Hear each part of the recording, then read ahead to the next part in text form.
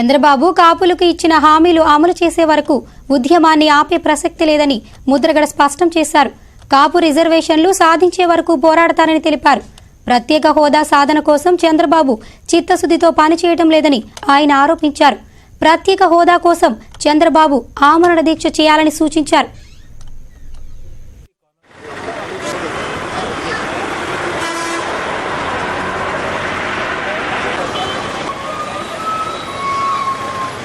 గతంలోనే ముఖ్యమంత్రిగా ఉత్తరం రాశాను. నేను ప్రత్యేక హోదా సంపాదన విషయంలో చిత్తశుద్ధి కనిపించట్లేదు. మీకు చిత్తశుద్ధితో పనిచేస్తే మన యువత బాగుపడతారు, ఆ జీవితాలు వెలుగు వస్తాయి.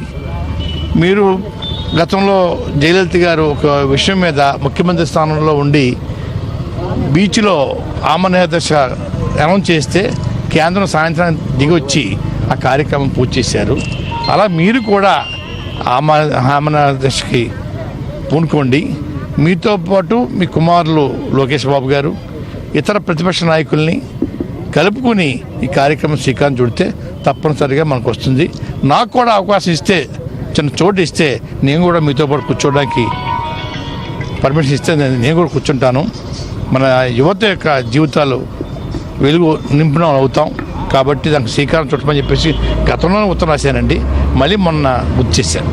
అధికారం ఉంది, హిట్లర్ గారి వంశం ఇంకా ఇక్కడ ఉందని రుజువు చేస్తూ ఉన్నారు.